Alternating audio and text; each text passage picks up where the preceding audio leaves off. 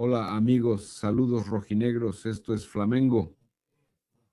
Sean muy bienvenidos al canal Paparazzo Rubro Negro en una colaboración especial hoy temprano en la mañana. Buenos días con nuestro amigo David Sharp del canal Antenados na Jogada. Te invito a suscribirte aquí al canal Paparazzo Rubro Negro y también al canal Antenados na Jogada. Tenemos muchas cosas de las que hablar aquí y al final de nuestro análisis también vamos a traer la zona mixta de Flamengo. Portuguesa 1. Primer partido del Flamengo debut en el Campeonato Carioca. Yago salvó al Flamengo, Yago hizo el gol del empate y casi que el Flamengo consigue un penalti en el último minuto. El árbitro y el VAR debieron marcar penalti. Para mí fue clarísimo, el Flamengo habría ganado. El partido ya empezó siendo perjudicado en el Campeonato Carioca, pero está bien. Creo que empezó con un empate, pudo haber sido mejor. Alassian pudo haber hecho los 2 goles en el primer tiempo y al final no aprovechó la oportunidad. Ya llegó nuestro invitado David Sharp, vamos a ponerlo en pantalla, habla Antenado. ¿Todo bien? ¿Escucha? Globo, ¿verdad? ¿Te gusta esa camiseta, no? Esa camiseta anda sola, amigo. Esta camiseta aquí estaba pidiendo salir de viaje, ¿a poco no? Esta camiseta guardada en el closet, hombre, ya quería ser usada otra vez desde el viaje. Esta. Esa camiseta anda sola ya, amigo, por favor. Caminó sola en el viaje y luego permaneció casi 6 meses en el closet. Mira aquí. Oye, tú que eres amigo declaradamente de derecha, usando una camiseta de Globo, es una broma, amigo. Pero no es de Globo, Es galleta Globo, diferente, pero sigue siendo Globo. pero es Globo, carajo, es de Globo. Me la quito y me quedo sin camisa. Puedes quitarla no sin camisa. ¿Eh? ¿Por qué tengo que quitarme la camisa y ponerme otra aquí, carajo? Vamos directo a los temas para no alargarnos mucho. Este año no pasa, ¿eh? El descenso de Sao Paulo, ¿eh? En el Paulista, Inclusive, ¿eh? quién sabe, un impeachment, situación financiera, situación seria ya. Mira si te descuidas. Este año Sao Paulo no se salva. Solo Flamengo y Sao Paulo nunca han descendido, ¿cierto? Santos e Inter ya descendieron, eran 4 equipos, ¿no? Antes eran Flamengo, Inter, Santos y Sao Paulo, ahora solo Flamengo y Sao Paulo. Este año Flamengo podría ser el único que nunca descendió. Pero quiero preguntarte lo siguiente para que vayamos directo al grano, el primer llanto de Abel. Primero, es estrategia. Comienzan el año presionando al arbitraje y culpando al Flamengo, sabiendo que el Brasileirão inicia en enero. Ya está metiendo presión sobre el arbitraje contra el Flamengo. Cuando habla del Flamengo con asterisco y no sé qué más, que el VAR ahora ya mejoró en relación a la Libertadores, es estrategia de Abel. Y ya te voy a hacer otra pregunta. ¿Abel ya está obsoleto? ¿Abel se está volviendo como Luxemburgo? Abel se está volviendo como Luxemburgo. Decían eso de Mourinho, ¿recuerdas? Luxemburgo era un gran entrenador, ganaba títulos, era un tipo increíble, hasta hoy en día es elogiado, pero Ronaldo, incluso el fenómeno, dijo que era un excelente entrenador, pero tenía sus problemas para gestionar el grupo y todo eso.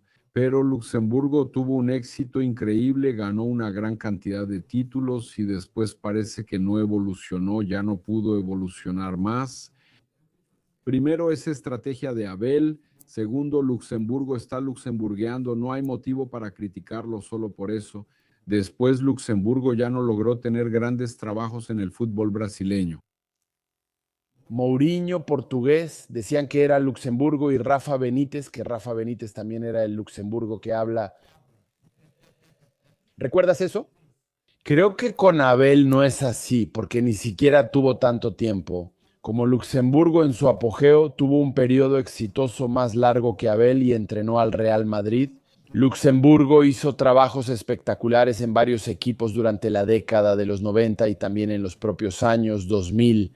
Incluso aquel Santos que fue campeón brasileño y luego él fue contratado por el Real Madrid y en el Real Madrid realmente creo que se le subió a la cabeza y empezó a decaer.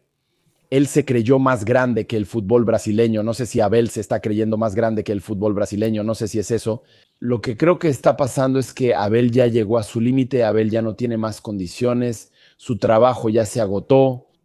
Él es un entrenador carismático a pesar de todo eso suyo, de ese llanto, de esas quejas, de esas expulsiones. Es carismático y hace que el equipo juegue competitivo, Pero también tenemos que recordar que el Palmeiras tiene un equipo muy fuerte, una plantilla muy fuerte, porque el Palmeiras tiene mucho dinero, entonces están esas dos cosas. El Palmeiras tiene mucho dinero, pero también tiene un entrenador que es muy competitivo.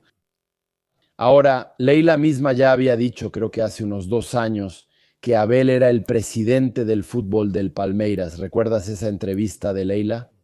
Que Abel era quien decidía. Me acuerdo, me acuerdo, me acuerdo. Ella dijo eso incluso en Roda Viva, fue en algún programa de esos de televisión abierta, y que Abel era el que decidía todo, que él era el que entendía. Leila prometió que no iba a criticar a Abel cuando él dio esa entrevista en la conferencia de prensa, que él dijo que él solo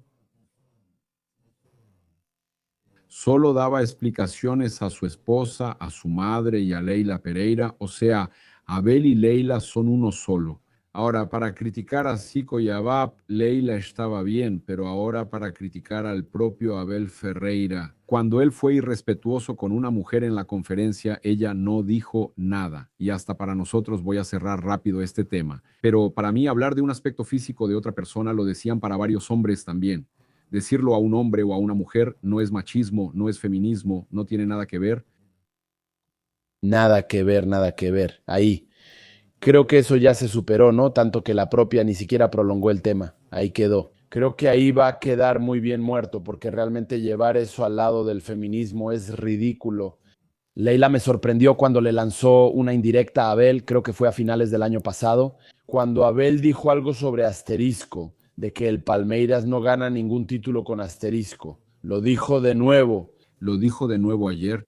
Cuando Abel lo mencionó el año pasado en una conferencia de prensa de las finales, Leila le respondió con una indirecta. No, no hay nada de eso. El arbitraje no influyó y el Palmeiras perdió porque merecía perder y eso es todo. Fue la primera vez que vi a Leila ir en contra de Abel, pero Leila realmente depende totalmente del trabajo de Abel, ¿cierto? Abel llegó antes de que Leila fuera presidenta, ¿no? Él llegó en 2020 y Leila aún no era presidenta, creo que seguía el anterior.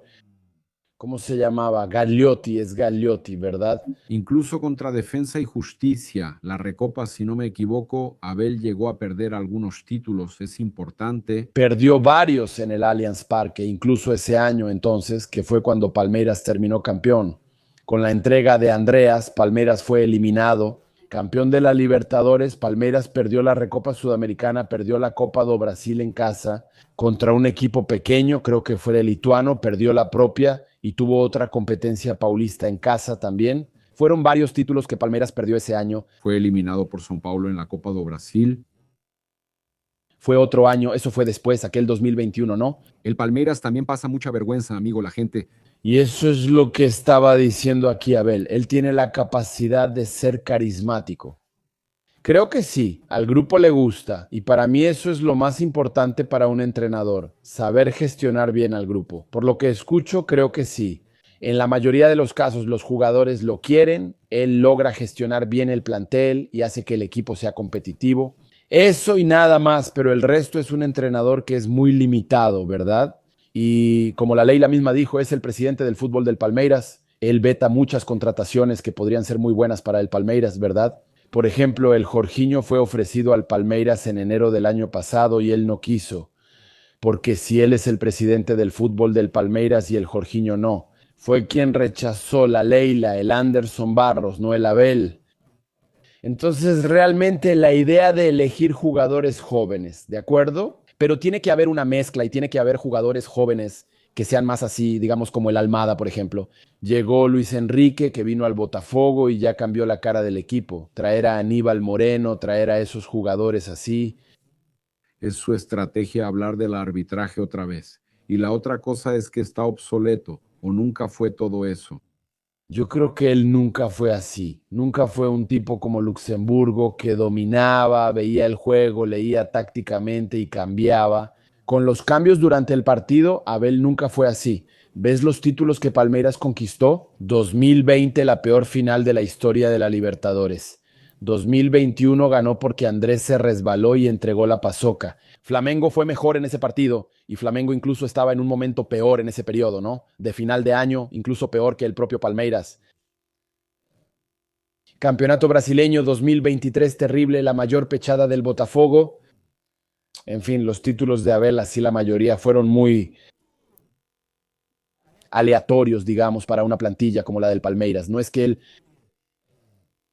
Luxemburgo era muy bueno y Abel cayó. Creo que Abel ya llegó a su techo en Palmeiras y nunca fue tanto. Él tiene sus virtudes que ya mencioné, pero nunca fue un tipo así excepcional, como un Jorge Jesús. No se compara, ni hay que decirlo. Y este año ahora tuvo 700 millones en contrataciones. Era para que sí, ¿no? No podía haber quedado tan cerca en todo. Contrató a un montón de jugadores que no eran unanimidad, de hecho, ni siquiera lo son, no eran garantía de nada. Varios jugadores ahí que, como mucha gente dijo, son jóvenes, prometedores y todo eso, pero así no tienen ese respaldo para llegar y ser decisivos. Eso hizo toda la diferencia. Muchos temían que Flamengo, al final de la temporada y con varios viejos, no resistiera al Palmeiras. ¿Recuerdas cuando estaban ahí la dupla Flaco y cómo es Roque, verdad? Vitor Roque, Flaco Roque. Volaban ich, nadie detendrá a los jóvenes. Dicen que el Palmeiras, por ser joven, arrasará, pero no es cierto. Los viejos del Flamengo jugaron muy bien y demostraron que saben decidir en los momentos clave. Por eso creo que realmente ¿Es estrategia o no? yo creo que no, yo creo que Abel sí es un estratega. Si recordamos en 2023 yo también cubría mucho al Botafogo ese año de la caída, la mayor pechada de la historia del Brasileirão. Abel decía eso así, tipo, ya a la mitad de la segunda vuelta, mucho antes de que terminara el campeonato, él decía, no, el campeonato ya se fue, ya está decidido. El Botafogo ya no pierde ese título. Y él usaba eso como estrategia para que el Botafogo se sintiera demasiado confiado y terminara tropezando. Y fue lo que pasó. Incluso usó eso al final del año en el Brasileirão contra el Flamengo, que ya había ganado, pero el Palmeiras estaba muy mal y ni siquiera hizo su parte y no funcionó. Pero creo que él sí tiene estrategias, las tiene, pero también creo que hay mucho llanto, eso de ponerle asterisco, es una broma, ¿no? Oye, David, déjame preguntarte algo. No sé si estás siguiendo la situación de esa disputa. La disputa por Almada, dijeron que Palmeiras estaba analizando un préstamo de 6 meses por Thiago Almada que de repente podría suceder. Después apareció el interés del Benfica, que ya fue desmentido, incluso el diario Récord ya lo publicó, ¿verdad? Que no le interesa al Benfica. Aquí, mira, el diario Récord dice que no le interesa al Benfica. Fue desmentido el interés del Benfica en Almada. Pero el Napoli de Italia, ese sí está interesado. El Flamengo consultó, confirmé con una fuente ligada a la directiva. El Flamengo consultó principalmente cuando salieron las noticias. Mira cómo funcionan las cosas. Cuando salieron las noticias de que el Palmeiras iba a contratar, el Flamengo fue a consultar. Por eso creo que también hay mucha cuestión de especulación de representante. Ahí está, tenemos esa situación también de Almada, que fue titular, volvió a ser titular en el Atlético de Madrid. Bastó con empezar esa logística, toda esa búsqueda. El Atlético de Madrid ya lo puso a jugar de nuevo, fue titular, está en el último entrenamiento antes del duelo contra el Deportivo La Coruña por octavos de final de la Copa del Rey.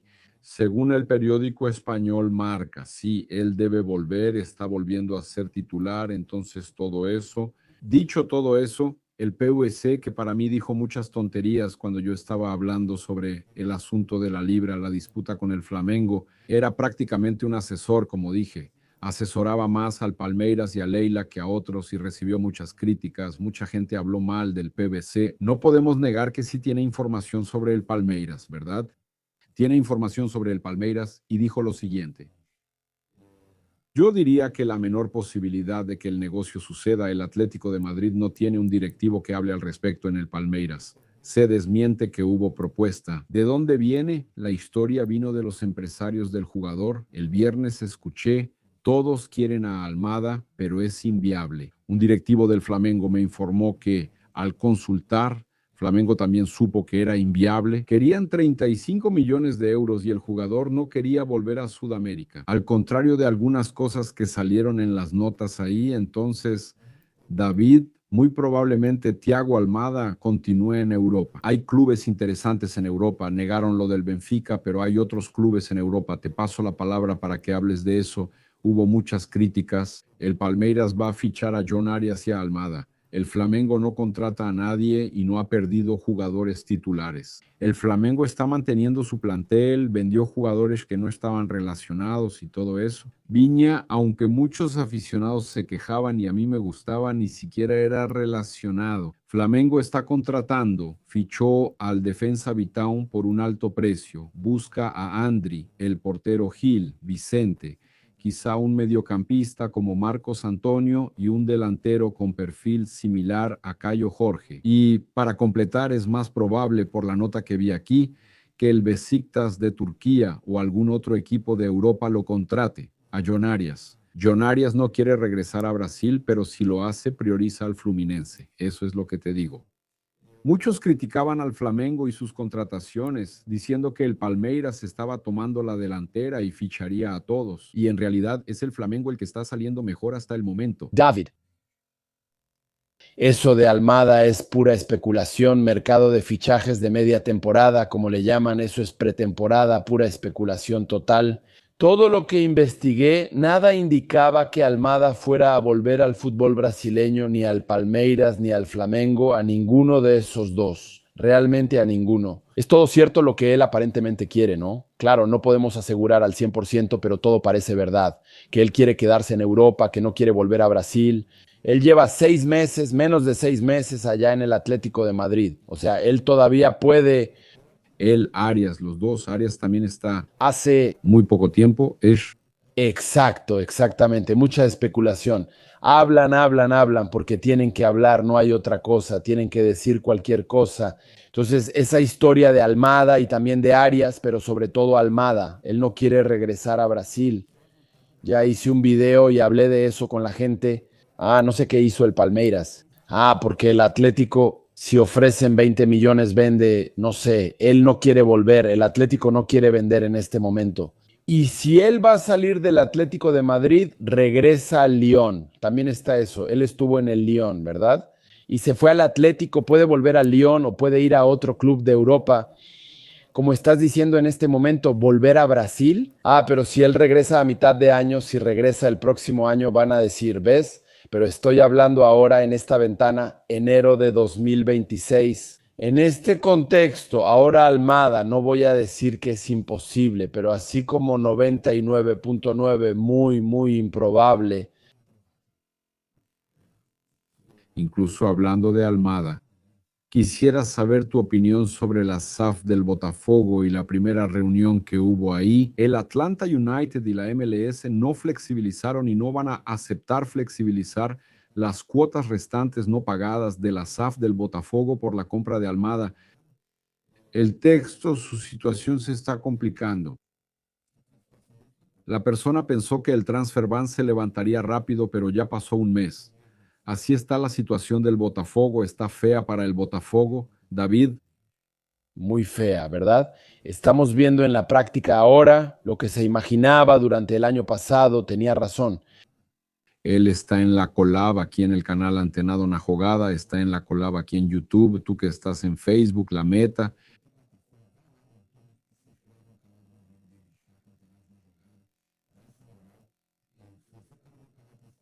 Adai, vas a ver que el video está en la collab, entonces si está en la collab va a aparecer el nombre ahí, Antenajem Na Jogada, haz clic ahí, ya ve y ya suscríbete, pero dime. Maravilla, era sobre el Botafogo, ¿verdad? Con Textor está en una situación complicada, pasó buena parte del año pasado en una montaña rusa, ¿verdad? Son muchas cuestiones societarias, de flujo de caja, en fin, muchas cosas empresariales que realmente son difíciles, ¿verdad? Son difíciles de entender para el público en general. Yo entrevisté, de hecho estoy por lanzar ese video, ¿verdad? Porque al final no lo lancé en ese momento, es interesante incluso lanzarlo ahora, durante este periodo. Fue incluso en el partido del Vasco en la Copa do Brasil, Botafogo y Vasco, que estuve ahí. Entrevisté a varios aficionados del Botafogo para entender su percepción sobre la situación del equipo y las noticias relacionadas con Textor, Eagle y León. Esa mujer de allá, en fin, toda esa gente, yo realmente no logré percibir que la gente del Botafogo, los aficionados estuvieran entendiendo, ¿sabes? Ellos estaban muy perdidos. Ah, todo lo que están diciendo ahí son fake news, que no sé qué, que es la prensa tratando de tumbar al equipo y no hay nada seguro, realmente no hay nada seguro. Pero es algo tan difícil de entender. Y nosotros nos quedábamos pensando, ¿no? ¿A dónde nos va a llevar esto? Ah, el Botafogo por ahora tiene un equipo fuerte, incluso contrató mal, ¿no? El equipo del Botafogo el año pasado fue fuerte, pero ni siquiera se acercó al D24, que fue campeón de la Libertadores y del Brasileirão. ¿A dónde nos llevará esto? No sé qué es y ahí está. Una batalla que está interfiriendo incluso en la propia institución, Botafogo, Fútbol y Regatas, ¿verdad? En el club societario que acudió a la justicia aquí para intentar tomar el control de parte de la SAF, para interferir en las decisiones. En resumen, son varios detalles que rodean esto, pero lo importante es que el Botafogo está debilitado, eso hay que dejarlo claro. Que, amigo, Savarino decidió no irse al Fluminense, aunque estuvo a punto de hacerlo. Alex Barbosa, defensa ídolo del Botafogo, es un jugador de posición que tuvo aquel problema con Cleito en el Carioca pasado y perdió un diente. Es un tipo que es muy así, aguerrido, ¿no? Llega fuerte, llega firme el tipo. También le ofrecieron al Fluminense varios jugadores del Botafogo que podrían salir, ya que el Botafogo no puede contratar a nadie por el transfer ban. La situación de Almada, que no pagó nada por el jugador que fue campeón. Andrew, revelado por el Botafogo, no irá al Botafogo. Estaba en el Gil Vicente, habló con el Botafogo pero desistió y podría llegar al Flamengo. Solo esperan que Gil Vicente contrate portero para liberarlo y él no va al Botafogo porque tiene miedo de la situación financiera del Botafogo y miedo de no cerrar con el Flamengo y que no salga el transfer ban y quedarse sin los dos. Por eso eligió al Flamengo y ya firmó el precontrato. Ahora intentan liberarlo. Antes, entonces, el Botafogo perdiendo jugadores a montones y el Fluminense también, si nos ponemos a pensar varios equipos, ¿no? El Fluminense perdió a Thiago Silva, pero no fue Thiago quien quiso irse. Pero mientras el Flamengo está manteniendo a su equipo principal, su plantilla, sus 16 jugadores titulares, los otros clubes están perdiendo jugadores, amigo. Sí, claro, y aunque Savarino no tuvo un buen año en Botafogo, es un ídolo, ¿no? Muchos aficionados del Botafogo lo consideran el mayor ídolo de esa generación, del equipo campeón en 2024 de ambas competencias. Es preocupante, pero sigue la gran pregunta para la afición del Botafogo, ¿no? Por más que la cosa se complique ahora, que es lo que parece que va a pasar, ¿qué está pasando? No valieron la pena los títulos de 24, no valió la pena hacer todas esas maniobras, esas palancas. ¿Verdad? Sí, ¿no? Claro, va a descender, claro, claro, claro, pero estoy hablando hasta ahora. Si, por ejemplo, queda a mitad de tabla, si no pelea por nada en el 26, valió la pena porque trajo algo que el aficionado del Botafogo nunca había visto. Dices que el crimen paga, ¿no? Pues sí, entonces no es exactamente así, ¿verdad? Lo que estoy diciendo es lo siguiente, o sea, no es que no sea un crimen, ¿verdad? Es un crimen. Compensa, entre comillas, porque pues Entendí lo que quisiste decir, pero no era un crimen, no era ilegal en ese momento. Con el asunto del fair play financiero, incluso muchos aficionados del Botafogo se burlaban del Flamengo, ¿no? Y los aficionados del Flamengo por aquel asunto de la solicitud de fair play. esta semana periodistas afirman que Botafogo fue campeón con un calote. Si no pagó, el Almada dio un calote exacto, ¿no? Pero es eso mismo. Gracias, hermano. Siempre es un placer charlar contigo. Me pediste ser más rápido y hoy grabamos de madrugada para lanzar a las 5 de la mañana. Vas a estar en la colaboración, ya te voy a dejar en la colaboración. Y tú ya aceptas para que la gente también pueda suscribirse ahí en Antenados en la jugada. Y voy a dejar que la gente esté pendiente aquí, ahora en este estreno aquí, voy a dejar que la gente esté pendiente la zona mixta del partido Flamengo 1, Portuguesa 1, que tuvo un penalti escandaloso al final. Primer error de arbitraje, primer error contra el Flamengo en el campeonato carioca. Gracias, David. Gracias, estamos juntos, papá. Siempre que lo necesites, aquí estamos. Así es. Así es, atento, ¿cómo es? Opa. ¿Qué onda, paparazzo? ¿Todo bien? Hace mucho calor y el aire acondicionado no sirve. Hay que comprar uno nuevo. Ah, esta camisa de globo, esta camisa de biscoito globo. No manches, estoy sudando aquí. Mira, hasta se puede exprimir. Ya está una locura, locura. Gracias. Recibiste un gol, pero tu actuación fue sólida y usaste mucho los pies, una de tus principales cualidades. ¿Qué destacarías del partido de hoy contra la Portuguesa? Sí, primero que nada, buenas noches, estoy muy feliz por mi debut. Debutar en un equipo como Flamengo, referente en Brasil, es cumplir un sueño. Y creo que hice un buen partido, estuve bien con los pies, hice jugadas seguras, creo que lo más importante fue el desempeño colectivo, hicimos un gran partido. Sería injusto irnos derrotados. Estoy feliz por la victoria y el desempeño del grupo. Ahora debemos trabajar para ganar el miércoles también. Leo, tu papá, el personal de Colando Flaco entrevistó a tu papá. Él dijo que verte debutar y anotar contra Flamengo fue un sueño hecho realidad. Para ti, hermano, ¿cómo viviste ese partido? Para mí también es una realización. Mi papá siempre me incentivó desde pequeño a jugar, a que me gustara el fútbol. Fue él quien me llevó al Maracaná desde pequeño. Fue él quien me incentivó a apoyar al Flamengo. Entonces, él puede verme y yo puedo debutar con el Flamengo. Es un sueño de niño, así que lo estoy cumpliendo ahora de adulto, pero todavía con 18 años.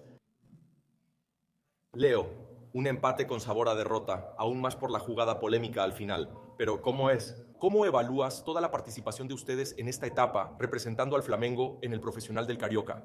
Creo que tuvimos mucha madurez para enfrentar el juego profesional. Pienso que logramos imponernos sobre el equipo de Portuguesa y hacer un buen partido. Tuvimos oportunidades, pudimos ser más precisos y hacer goles. Ahora hay que trabajar, estoy seguro que contra el Bangu jugaremos mejor y lograremos la victoria.